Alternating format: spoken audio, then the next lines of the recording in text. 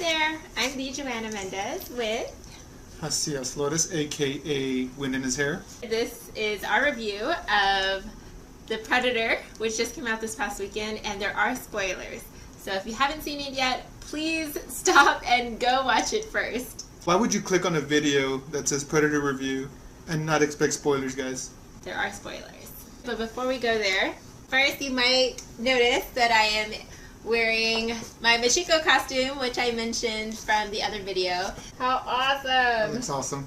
That is absolutely awesome. This is a little bit of a 360 for it. Ta-da! Jazzias, what did you think of the movie? One thing I liked was the introduction of the new Predator, the new gear. It was very streamlined. It just looked way more futuristic. It looked like the Predators had gone through a couple of years developing their gear. That was really cool with Fugitive. I also liked them using the old score, Alan Silvestri's score. That was awesome too. So definitely, feeding that nostalgia. I love that. Well, first of all, I love the movie. It was something that I think one of the first Predator films I got to watch in theaters. I felt the, sensation of the excitement being there for the opening night. I was also dressed up as Machiko as well, and what was really cool is the person next to me recognized who I was. That was cool. That was cool. Yeah, my brother and I were like, whoa, that guy got it. Yeah, he named the character. He even named the comic and the book and everything. That was cool. Thanks for noticing. Shout out to you for recognizing so quickly. It's just the thrill of watching it opening night is so much fun. I really enjoy when I get to go to the premieres. Beyond that, I loved the aspects of action. I also loved so many aspects of the characterization. There were unique characters that each one of them I was so sad to see when they died, and the fact that there were strong women. Anytime a movie has strong women, it keeps me entertained and engaged. I only would want maybe a few more of those because it was predominantly men. So I felt they were trying a little too hard with some of these things. Specifically, like you said, the strong women. I know they're trying to get the strong women in there, but with Olivia Munn's character, she was a biologist that got called in to, check out this predator. About halfway through the movie, you forget she's a biologist. She's able to expertly use an M16 with no problem. She's able to use pistols with no problem.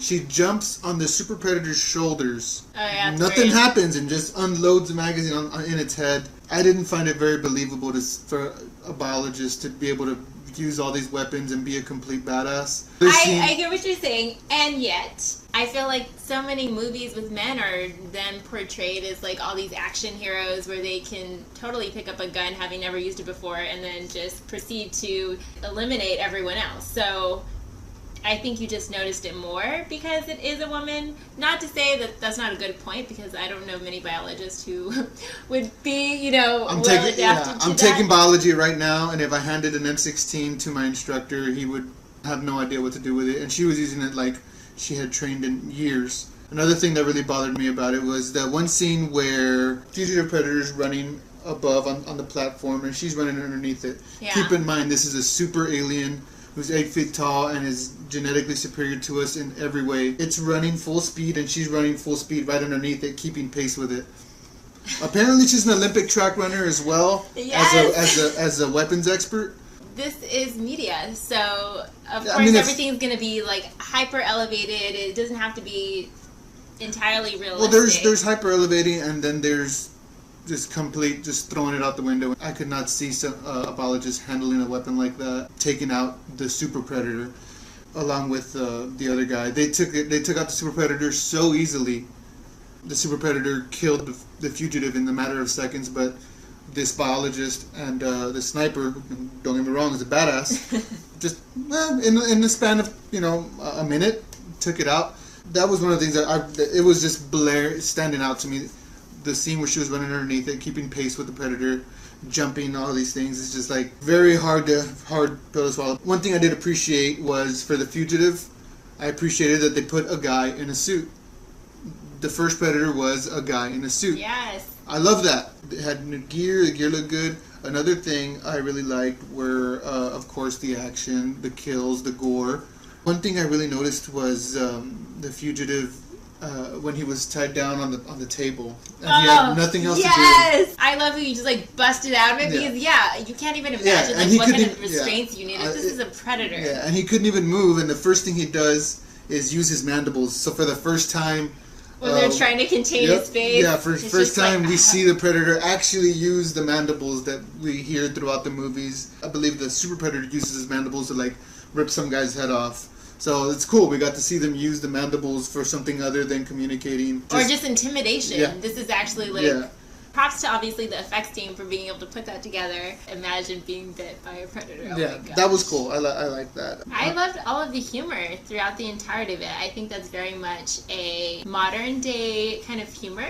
The Iron Man movies also have like humor elements to them. He was the director of this film, and some of that. And he brought a lot of comedy to the original. There was comedy throughout this whole movie. Some of the comedy was great. Some of the comedy bombed. Definitely, there was a lot more comedy in this than probably the rest of the Predators. Yeah. And I would more call this action comedy than sci-fi thriller. Yeah, there was so much comedy. There was so much comedy, and I love that. I mean, they even used some actors who are like very comedic. Thomas Jane's character, the Tourette's guy, they made him hilarious. Another aspect of this film that I love, because I am a mental health professional, seeing portrayals of people with mental illness or a mental disability or with mental disorders portrayed in a light that is accepting. This was just one aspect of who that person was. Also to see the portrayal of someone experiencing PTSD, overstimulated, and he doesn't know how to like contain himself, but his friend is being very caring and nurturing to him through that episode. For me, watching it, I was like, yes, people can like understand and know that it's okay, and you don't have to be afraid of someone with a mental illness. And so it was just in that way very accepting. And obviously the main little boy also being on the spectrum, to say, you know, this is the next level of evolution, that they have skills and abilities.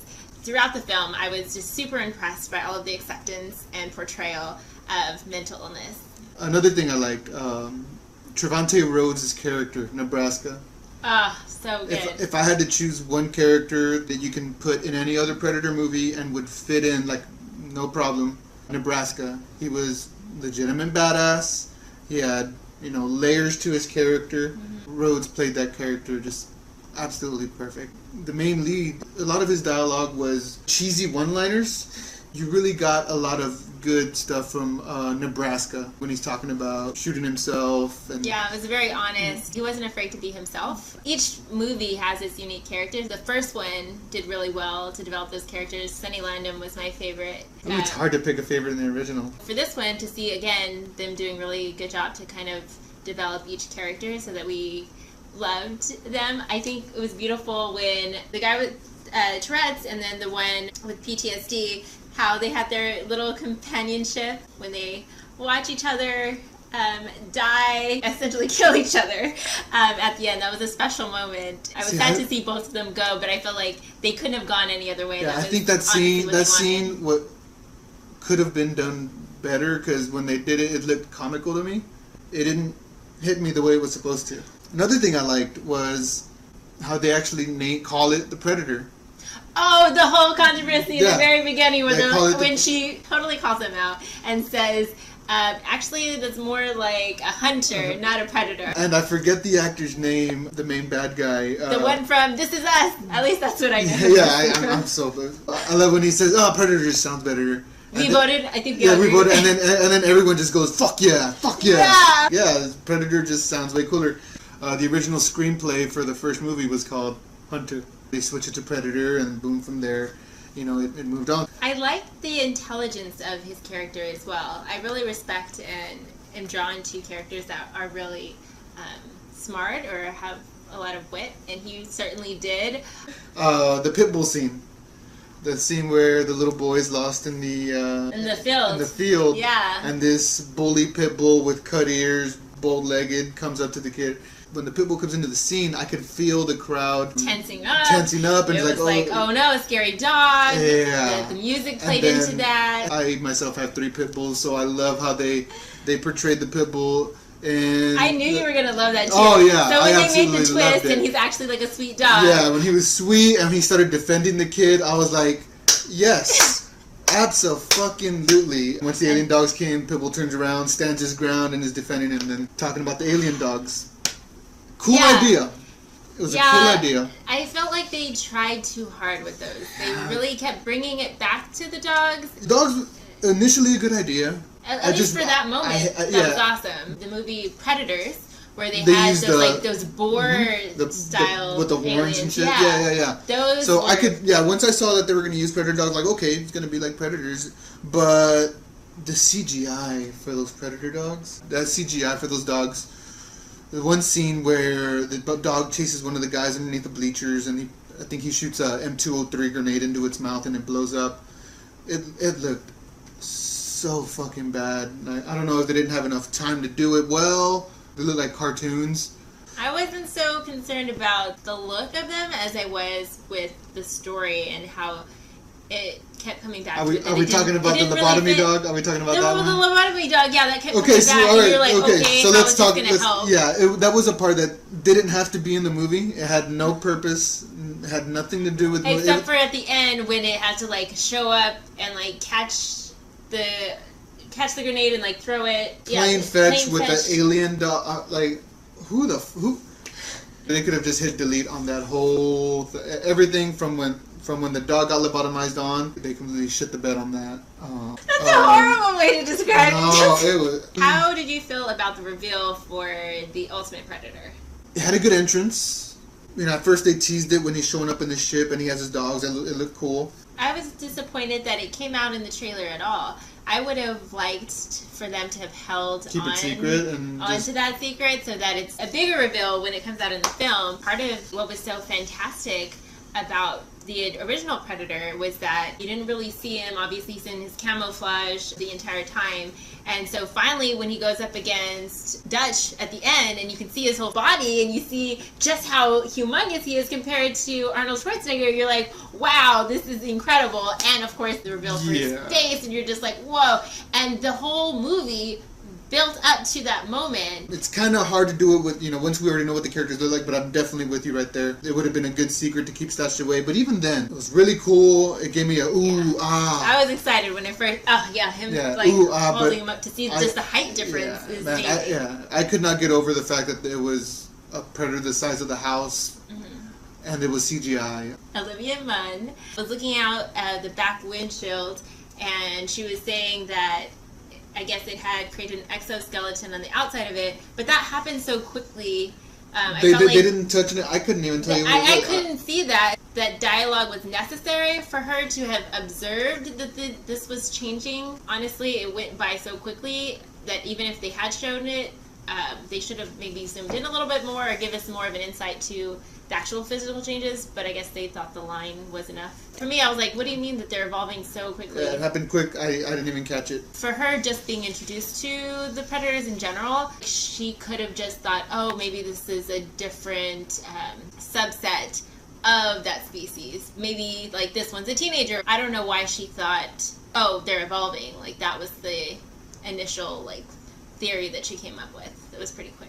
Shane Black definitely took a movie in a different direction. Told us why they're taking these skulls. Apparently these predators are doing some kind of genetic splicing. So it kind of took the coolness away from like, oh, this is just a hunter from outer space hunting the most dangerous game. And then became, okay, it's a hunter, but they're doing it for the reason to genetically modify themselves. I guess being a fan of such the old school, it was a hard one to swallow. It's just like, I don't think it's totally out of the realm of what they would do. I mean, they have obviously evolved and use all this great technology, or obviously they're self-destruct. The whole purpose of the self-destructing for the predators was so humans couldn't get a hold of this technology. And then when it does, it's so easy for these humans to use that technology.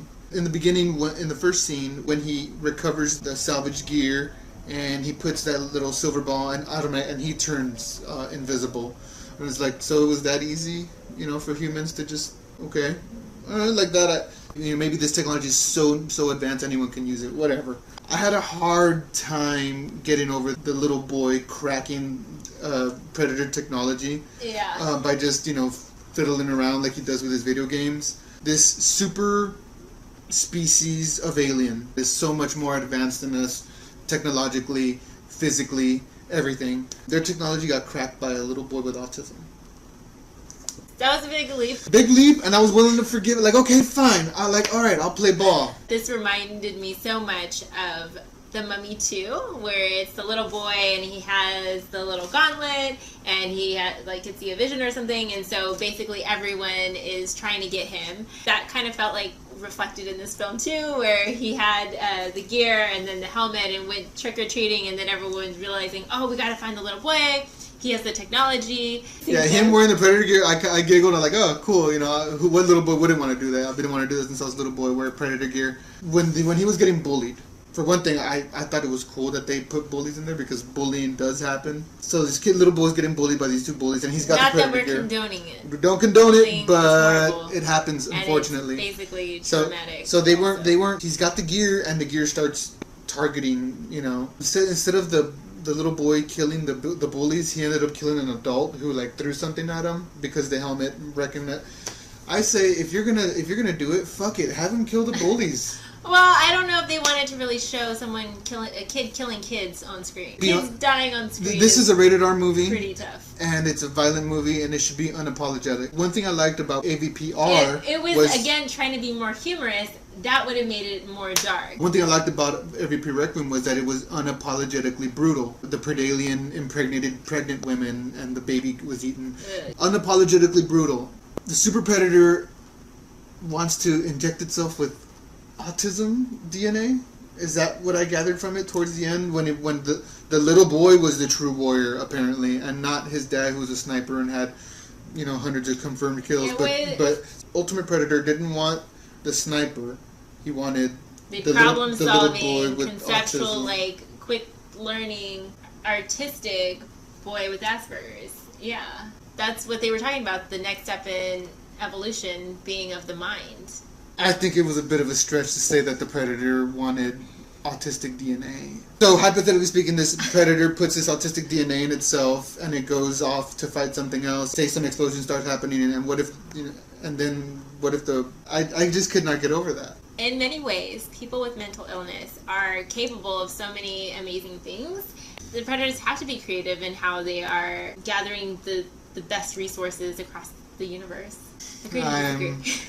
We're just gonna have to say fair enough on this one, because I keep thinking of a super predator with an autistic DNA slapping his ears when there's explosions or when something triggers it. If you even think about the concept of evolution, it's called husbandry when they're breeding cattle to make sure that it's the most successful, or the traits that they want to see in those cattle, or for dog breeders when they want a very specific type of dog. They are accumulating different aspects, and then they're going to hone it in. Along the way, yes, it may have a sensitivity to sounds and things like this. Yeah, I see what you mean. Maybe but it won't get that. They're going to take the positive, leave the negative aspects of it, and continue to become an apex predator. Sure. An ultimate predator.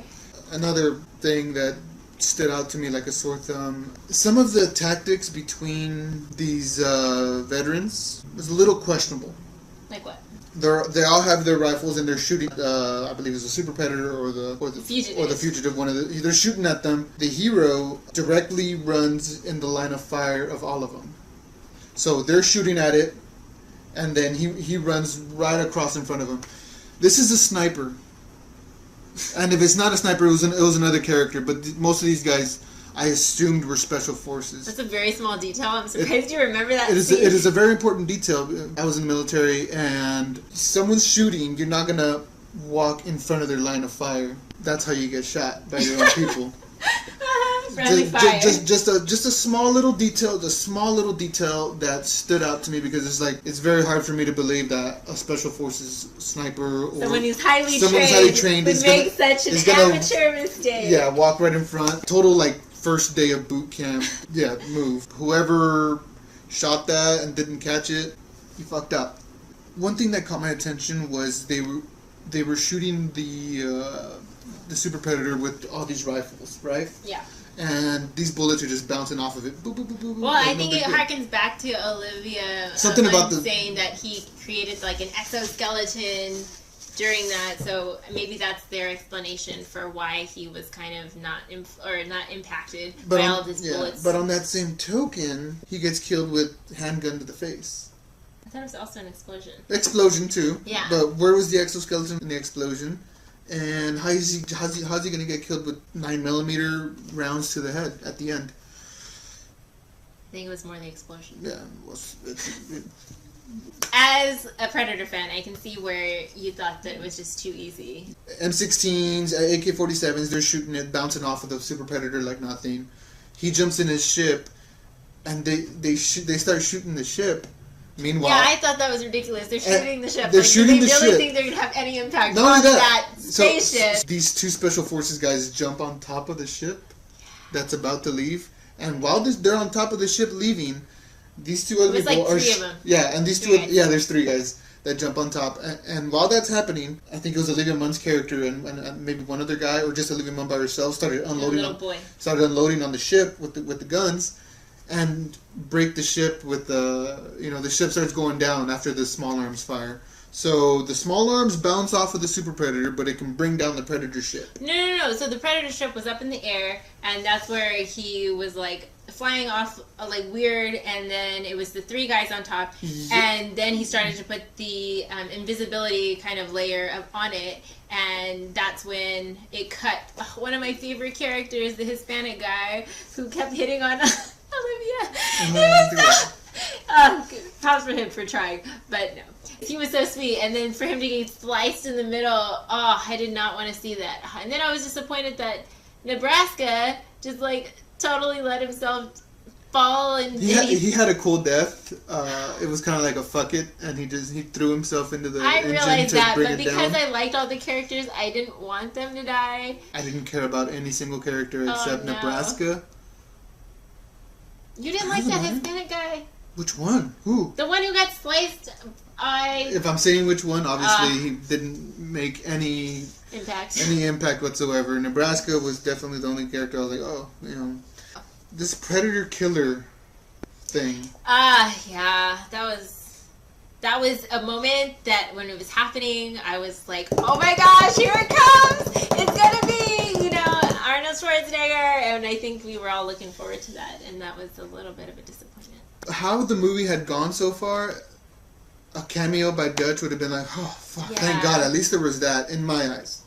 But it was this gauntlet that when a human puts it on, it turns into this big suit. And then, so again, Shane Black, Mr. Director of Iron Man 3, bringing another Iron Man suit to the cinema. Iron Predator, like Super Iron Predator suit? Why the fuck didn't the Fugitive Predator just put that thing on and kill the Super Predator that was after him?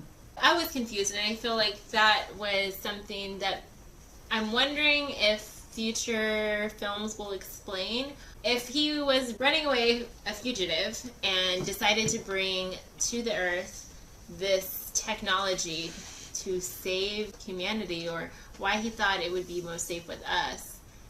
He could have just put that suit on to kill the Super Predator that was after him, and that's the end of that, right? Obviously, they want us to keep watching and to figure out what's happening or what's their explanation for it. One word I can come up with is disappointing. Just disappointing. As a hardcore fan, I really enjoyed it, and so I will definitely add it to my Predator collection and watch it many, many more times for the characters, for the portrayal of mental disorders and people with mental illness, for the strong women, and because it was entertaining, it was fun, and it was definitely that. memorable. It was definitely, there was action from beginning to end. There was no suspense. It didn't feel like a Predator movie. Besides the music, there was no stalking. There was no, big climax to like a final fight at the end. The final fight at this, with the Super Predator lasts all of, a minute. They just completely shit on the Super Predator. Several sources have said that Arnold Schwarzenegger was supposed to be the one in the pod at the very end. How would the movie have been different had that been the case? It would have saved us from the atrocious line of, does it come in a 42 long? In the wrestling business, it's called a cheap pop. It would have gotten a cheap pop from the crowd. I would be excited to see Arnold and to see him do it. I felt like it would have been more satisfying for me at the very end when I felt like I was just building up to it. So it would have been a great callback. This one fan had a very interesting perspective for somewhere a different route to go. Don't even name the next movie Predator or have any clues to it being Predator. Are you talking about kind of like the movie Split, right at the very end? Where you start exactly. So Earth. Call the next movie, The Hunted or Prey or some shit, right? And have it all be from the perspective of the people getting killed off one by one, and then at the very end, reveal the Predator. If you could give it a star rating, 1 through 5, where would you rank the Predator? Half a star. Half a star. Half a star. I would disagree. I would probably give it a 4 star. It's not my favorite of the series, just because there's a lot of lore and wonderfulness from others. Mm-hmm. If you had to rank them, of all of the 6 films now, which would be your ranking for them? I'm gonna go 1987 Predators. For number 3, we'll do AVP. Number 4, Predator 2. Number 5, AVP-R. And is there another one before? No, you're on the last one. I guess this one. The next one's gonna be whatever movie comes after this one, and then it'll be this one. What? My favorite of all of the Predators is AVP, and that's because it had a lot of the mythos and the lore behind all of it. I don't understand why it gets so much shit. I don't understand. What? I It's loved it. amazing. I loved it. It's my favorite. Obviously, having Alex, who's such a rock star character, she was scaling she was a badass. Yes, it was a believable badass. Yeah, because she was a mountain climber when she got introduced, not at some university. But yes, okay. So that's number 1. Okay. The next would be the original Predator. My 3rd would actually be this one. My 4th favorite would be Predators. That one was really cool. And then Predator 2. And then finally, it would be AVP Requiem. AVPR would be my number 6. Interesting. Thank you so much for watching. Comment below whether you agreed with me and loved it, or agree with Jazzias and hated it. If you like this video, give it a thumbs up and subscribe to my channel. Again, thanks so much, and I'll see you next time.